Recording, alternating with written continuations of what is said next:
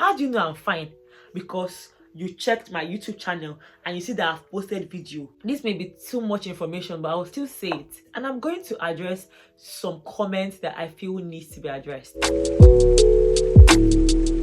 Hey besties, it has been an overwhelming week for me, and I can only imagine how overwhelming it may have been for some of you, especially those that did not even know that anything was going on at all. So if you're watching this video, you've most likely watched the part 1 and 2 of my horror story in my social work placement. If you've not watched that, I think you should watch that first, so this would make sense. In this video, I will be addressing some of your comments, your questions, and I'll just be telling you the aftermath of what happened. And I decided to do this video because I realized that there are a lot of loose ends that were not tied, because those 2 videos I released, in fact, if you watched it, you will know that I was in such a state and I just needed to release those videos. So after releasing it, I realized, oh, there's some things that I didn't even say, and also there are some comments I got that I need to address because it still forms a part of the horror story. First things first, my therapist watched the video and she sent me a message telling me, wow, Ada, you know how to summarize things. She was telling me that there are a lot of things that I actually experienced that I didn't even put out there. And imagine me getting comments of people saying that they were crying after watching the video, and it was just an abridged version that I released. Like, the video I filmed it for 2 hours. Like, I just started filming like this and I talked for 2 hours straight. When I was editing, obviously I had to edit a lot of parts.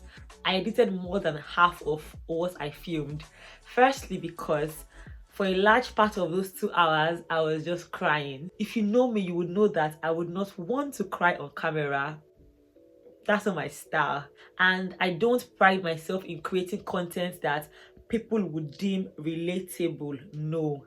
Personally, I would rather not even post my private moment, but obviously this horror story was necessary to be said. I'm so proud of myself for even having that courage to film myself and document the experience I had.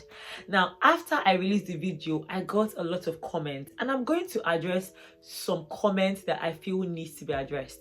First of all, I've always known that I have like an amazing community on YouTube, but this experience opened my eyes to how wonderful you all are. Like, I cannot begin to quantify how I felt reading those comments. Like, I just cannot. You all are so sweet. I was asking myself, what did I do to deserve these amazing people? Like, you all are so kind.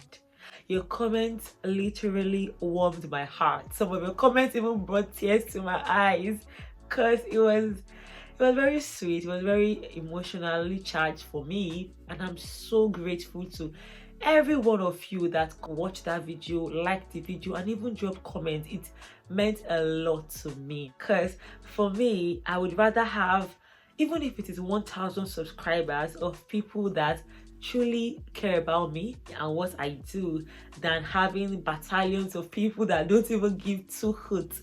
So this is me just saying thank you so much. I got some comments of people saying things like, with this video, they've now learned a lot about the social work profession and they may be pivoting away from that. No, please. No, please. First of all, I am not the standard. There are people that have had amazing experiences. I don't know a lot of them, but there are people that have actually had amazing experiences. And you cannot say because of one person's experience, you would now pivot. But the good thing about my video is that it should enlighten a lot of people of some things that you may face, especially if you decide to stay in a place that is white dominated predominantly. You are bound to experience more instances of racism than a place where it's more culturally diverse. Also, I kept getting this comment, when will you come back to social work, or what is the future like, what does the future look like regarding social work. And as I'm making this video, I absolutely do not know, and I'm not going to rush myself, and I don't want anyone to even rush me. When I am ready, I would come back if I want to. One thing this experience has taught me is to do things that feed my soul, things that actually feed me. And obviously currently creating content on social work does not cut it out for me at all, because it's a lot of trauma that I've not yet healed from, and I do not believe in pouring from an empty cup. That's not my style. I believe in being full myself, so I'm able to actually give value to people. So for now, I do not know what the future holds regarding social work. I'm also very grateful that not only have I been able to complete my studies, but God in his very beautiful way has made provision for me such that I don't necessarily need to go into the social work field to stay in the UK, if that makes sense. So besties, I obviously don't want to lose any of you, but if you feel you cannot wait for me to heal, then feel free, because I'm not going to allow anyone or anything rush me. Another comment I kept getting was, and this comment, I got it mainly from my close acquaintances and some of my friends, telling me things like, you didn't tell me, you were going through this stuff and you didn't tell me. And I have like a lot of comments, a lot of opinions on this. You didn't tell me, because on one hand, I'm tempted to say, okay, if I had told you, what would you do? And this is like the harsh part of me, where I'm thinking within me, like, would you be able to actually hold space for me if I had told you? Because a lot of times when things like this happen, people feel angry that they did not know. But if I had told you, what would you have done? What would you have said? It is well. What else would you have said? What would you have done? Nothing. And I totally understand some place where people were coming from, and I don't invalidate those parts, because I know that there were people that truly wanted to hold space for me, but they are in the minority. Because when someone is going through a difficult time like that, you have to hold a lot of space for them. And you may even get traumatized by other people's trauma. And that's what I did not want to happen to anyone that I cared about. I just didn't want that. So I just preferred to empty that trauma with a professional, a therapist. And the few people that actually knew about it, these were people that were consistently communicating with me. Because that period, there is no way you are consistently communicating with me that you would not know that something was off. There is no way. And obviously, we live in a very busy world. We all have our own difficulties. So it's totally understandable that some friends that actually care about me did not even notice. It is totally like, I get it. And that's why I don't even hold anything, because why would I? But it hurts me a bit to see that some people actually held anger. Like, what am I supposed to tell you? Okay, I am so sorry. I am so sorry that I was going through the shittiest moment of my life, and I was literally hanging on a thread, and I was losing myself. I felt like a failure. I felt like I had failed myself. This may be too much information, but I'll still say it. For 3 good months last year, I did not even see my period. Like, I did not see my period. I've never experienced anything like that. But you know, when this experience really taught me that the body keeps the score. There is this book called The Body Keeps the Score, and I want everyone that can read that book to please read that book, because you'll be so surprised the amount of trauma that you have stored in your body. You'll be so surprised, because even my body was responding to the trauma going on. It really was. Ironically, the month the period came back was the month all of these got resolved. What are the odds?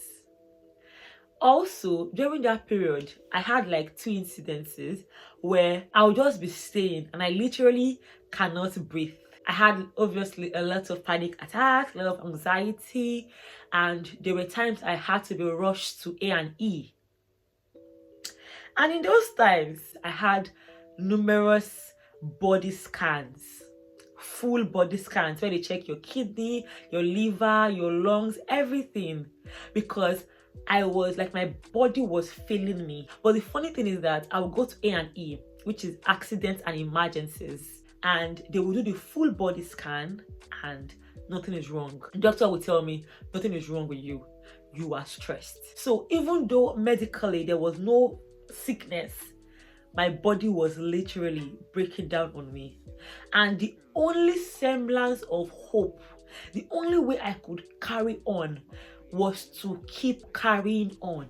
So you see that episode where people will be gathering around me and be crying with me and be say, oh, sorry. I did not need that. If you notice on YouTube, I was still showing up. I was still doing what I always did, because that was what was even giving me sanity. So I can keep apologizing. I am sorry I did not tell you. Oh, I'm sorry I did not tell you. In that instance, that even kept me safe and sane, because I am not the kind of person that knows how to like sit in negative emotions for too long. You see me, most times I'm always happy, I'm always laughing, I'm always happy. That does not mean I don't have bad times. But when I have bad times, one way I'm able to get through those times is by isolating. And I know that it will not make sense to a lot of people. It doesn't even have to. It makes sense to me. It makes sense.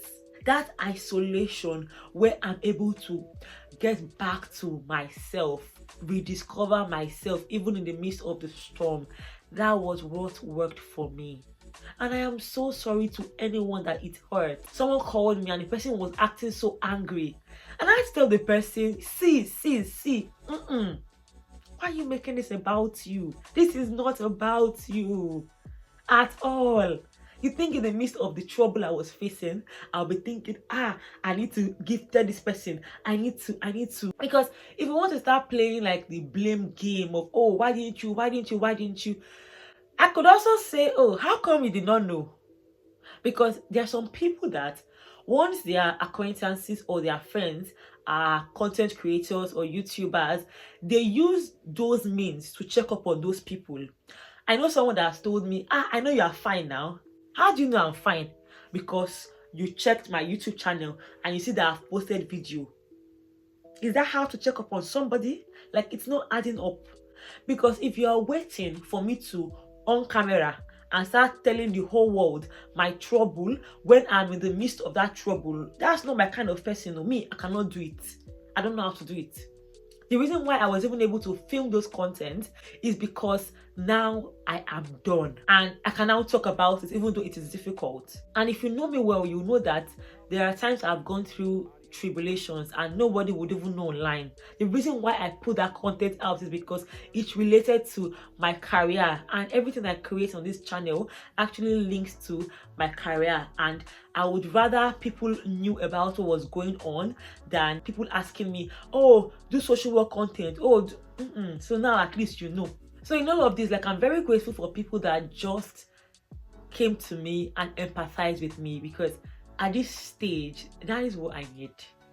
That is literally what I need. I cannot hold space for anyone's anger. I can't. I really can't.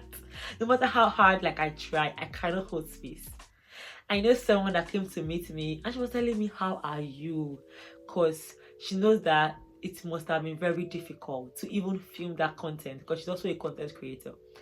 And I was like, I am still very overwhelmed, because a lot of people that watch the video, like, they are very happy for me that thank God it ended in praise. And obviously, because the distinction, it ended in praise. But for me that experienced what I experienced, it doesn't feel like that. So obviously, yes, I am so happy and grateful that at least it is over. But if you understand trauma, you will know that I am still dealing with a lot. Something else I need to mention is how insensitive some people were when they did not know what I was going through. I know that period I really lost weight, like my weight fluctuated. And one thing about me, my weight fluctuates based on what's going on in my life. Sometimes I can just add weight, sometimes I can just slim down. And I had people that did not even know that I was going through turmoil. They were telling me, Ada, say you have slimmed down. You don't even have breast. One person, I had to tell him that, see, if you went through what I went through, you would even die. He was like, is it that serious? I said, yes, you will die because you don't even get power. I don't understand people and policing other people's weight. And I'm not even a chubby person to begin with. So imagine me losing weight. So now that everything is out in the open, people now start reaching out to me, telling me, oh my God, I'm so sorry. I didn't know what you were going through. You don't know what people are going through if they don't tell you. But the thing is that you do not need to know what people are going through for you to be a kind person. If you need to know what people are going through for you to be kind to them, that means you're not a kind person. So own that your wickedness in peace. Like, own it. Because why do you need to have known what I went through to have had common sense? This video sounds like I'm giving lots of bad boosts. So let's talk about the lighter one. The part of the video that I did not expect was me receiving DMs from people that went through something similar to what I went through. I did not see that coming, and it shocked me. Like, I know someone that told me her story and it was even very similar to mine. I'm like, ooh. So I think it has made me conclude that, first of all, Lincoln is a very racist city, and this is based on my opinion, my experiences, and those of other people. Because what are the odds that all these things keep happening to a lot of people? So I don't want to talk about the UK in general, because I can only talk about where I have experience in. Obviously, there is racism in the UK. That's it. But the thing is that the British form of racism is the most subtle kind, where there will be hee and there will be and I could sit here and give you tips on how to handle such situations if you ever, God forbid, have anything similar, God forbid. But the thing is that the only true way to eradicate these things is for racists to stop being racist. Full stop. You on your end, there are some lessons you can learn from my experience. Number one lesson you should learn is that you should always report. Like, if you want to report, then just report. If you notice, I was hesitant on reporting and they played on that. I'm not the kind of person that will be the first to report or would be, that's not my kind of style. Like, for me, I don't fight battles that are not necessary. And I did not think that battle was necessary, but it was. So I should have picked that battle first. Because if I had attacked, it would have been different. They attacked, now I was on the defensive. And the thing is that when they attack, they gang up, and as a minority, they finish you off. And that was what happened. Now, obviously, I'm not going to sit here and tell you, oh, I regret this, I regret that, because I do not. Everything I experience is part of my story. Now, I do not know why this happened. For the life of me, I do not know why it happened. I have asked God, like, why did this happen? I do not know. But one thing I know is that all things would always work together for my good. But this experience taught me something else about myself, and that is I am a professional at the core. Because in retrospect, now I'm asking myself, how was I able to not just continue online like nothing was happening, but even have lots of clients? I had people booking my one-on-one call for me to support them, not just to get a job, but to get a job that will sponsor them. Let me explain. This is me that they've told you have to go back to your country with a diploma. This is me that was shattered, and yet I was still giving value online, and I don't know how I had that strength to do all that. So my friends told me, oh my God, Ada, you were showing up for us and we did not know that you were going through your own. It also taught me the importance of always being diligent with your work, because the time when I could have been sacked, my boss obviously knew my track record. Like, I was a very good worker, so it was obvious when things started changing, and I feel that even made it easier for my boss to be able to help me. This experience also taught me the importance of having angels, because I feel like it's important for us to always acknowledge some people that are put in our lives to actually favor us. Because when I think about my boss, God bless her. Another thing I need to say, I know that I'm saying a lot of random things, but it's just me trying to tie up the loose ends and say everything that I've not said, is also that, see, the importance of joining a trade union if you are working in the healthcare industry should not be overemphasized. In the UK, as a black person, see, join a trade union if you can. That's all I can say. It saves you. It helps you. It may not make sense to you, but God forbid, if trouble is coming, sometimes you will not get notice.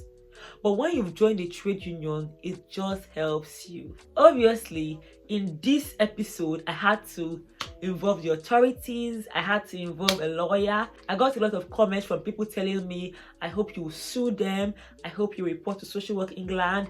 I hope you will do all that. Now, I am not going to mention what the next course of action is or if it has already happened. Another part of the story I didn't talk about in depth is my dissertation. Now, do you know that my dissertation topic was about racism? And there were lots of like push, pull, such that in fact, something happened that 2 weeks to the submission of my dissertation, my supervisor was changed. So I had to have a new supervisor, and this supervisor literally changed every single thing I had done. So it almost felt like I was even starting the dissertation again in 2 weeks. And at a point, I was almost regretting that, hey, and I'm talking about racism, I hope there will be no after effect. I saw my results and I saw, was it 80? That really made me very happy. Let me tell you one beautiful thing that I did not mention in that video also. I was meant to graduate in January. My graduation date was January 2024. Now, obviously, if you follow the story, you would know that I could never have graduated in January 2024 because that was the month I even submitted my dissertation, whereas all my classmates had finished since like September. I was told that I would not graduate with my mates because obviously I wouldn't. And in fact, the way the school even said it, like it was nothing, that took a toll on me because for me, like, I came here with these people. I want to graduate with them. Although I had to start resetting myself mentally because there is nothing like mates in life, and I don't have to graduate with my mates because the fact that we are classmates does not mean we are life mates or anything. It's not that deep. We are all running our different races. In January, guess what happened? January graduation was called off. I do not know what happened, but the university cancelled January graduation. Next set of graduation would be in April, this month.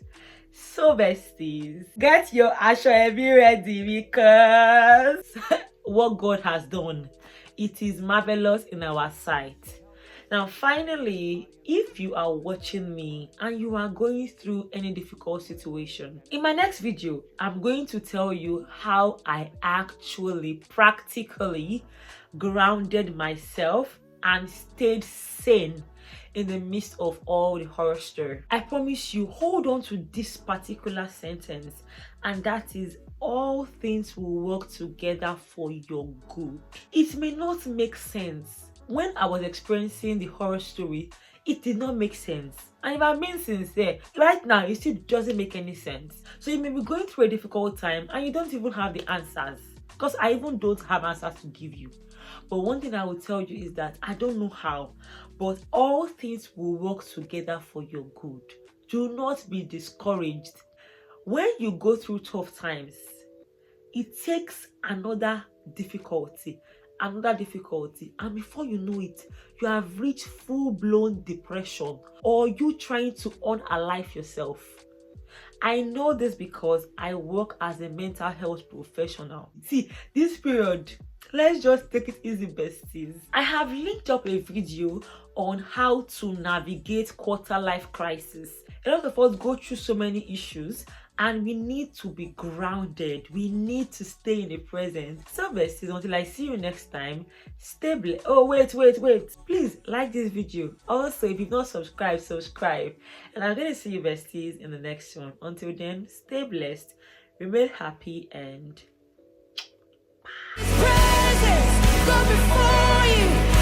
bye.